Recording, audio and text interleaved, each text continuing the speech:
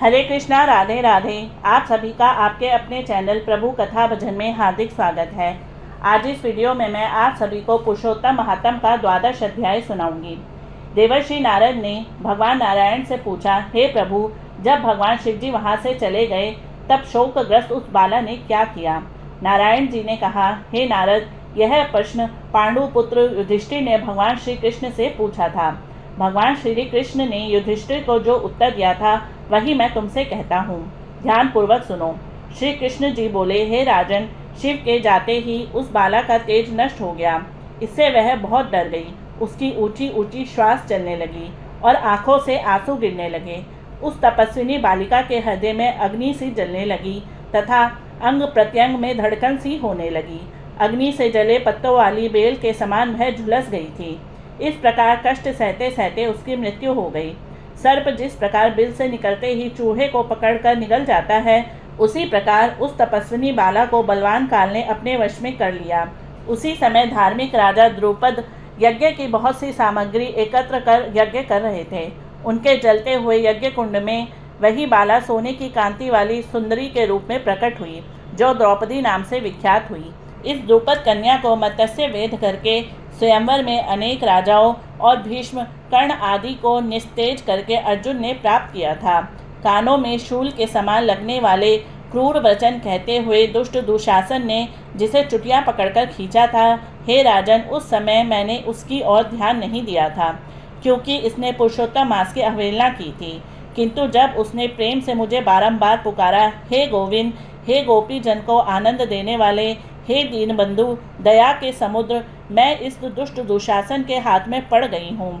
हे प्रभु, क्या आपको यह नहीं मालूम है? श्री कृष्ण बोले, इस प्रकार कष्ट में पड़कर द्रौपदी ने मेरी शरण ली। मैं चाहे उसे भूल चुका था, तब उसकी प्रार्थना सुनकर शीघ्र ही गरुड़ पर सवार होकर उस स्थान पर आया और उसे वस्त्रों से परिपूर्ण कर लज्जित होने से बचा लिया। इतना होने पर भी पुरुषोत्तम मास की अवहेलनावश मैं उसकी तरफ से उदासीन रहता था, क्योंकि पुरुषोत्तम मास के विरोधी को मैं गिरा देता हूँ। इसलिए अब आगामी पुरुषोत्तम मास की तुम सेवा करो। 14 वर्ष पूरा होने पर तुम्हारा कल्याण होगा।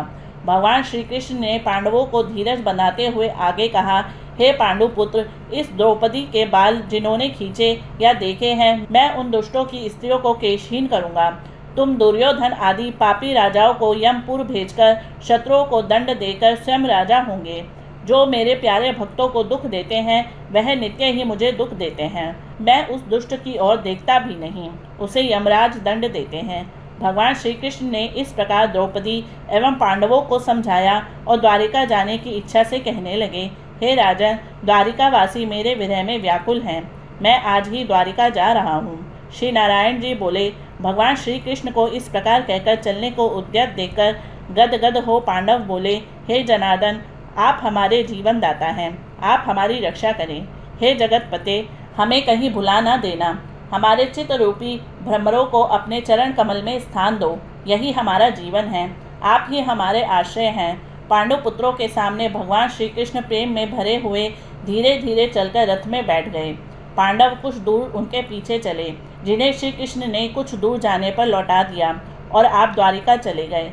नारायण बोले, श्री कृष्ण के द्वारिका चले जाने पर राजा युधिष्ठिर तपस्या करते हुए तीर्थों में विचरने लगे। श्री भगवान के प्रिय पुरुषोत्तम मास में मन लगाकर भगवान कृष्ण के वचनों को याद करके अपने भाइयों तथा द्रौपदी से धर्मराज युधिष्ठिर ने कहा, पुरुषोत्तम मास की कहिला तो सुनी ही है। पुरुषोत्तम मास की पूजा के बिना कैसे सुख प्राप्त हो सकता है?